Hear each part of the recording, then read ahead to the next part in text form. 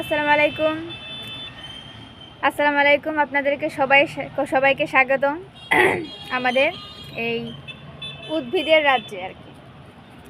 আপনারা দেখতেই পাচ্ছেন যে এটা হচ্ছে একটা, আমি একটু জুম করে দেখাচ্ছি আপনাদেরকে, দেখেন জুম করে, মানে এটা দেখে আপনারা বুঝতে পারছেন যে এটা আসলে একটা কি, মানে এটা তো হচ্ছে তুলসী গাছ। তো এখানে তুলসী গাছটা মরে গেছে দেখে এরকম লাগছে, কিন্তু আপনারা মানে এটার দেখে বুঝতে পারছেন যে এটা একটা তুলসী গাছ আর কি।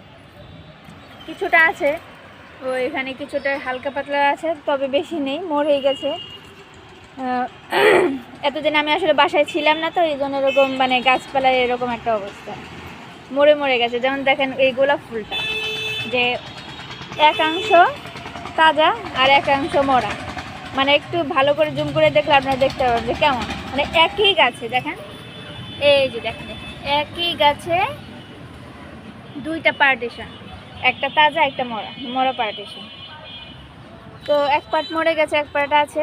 ওই যে নতুন নতুন, এই যে দেখেন নতুন নতুন ওই যে কুশি গজাচ্ছে, এই যে মনে হবে এটাতে ফুল হবে। এই যে দেখেন কুশি গজিয়ে গেছে অলরেডি, এটাতে ফুল হওয়ার সম্ভাবনা রয়েছে। আর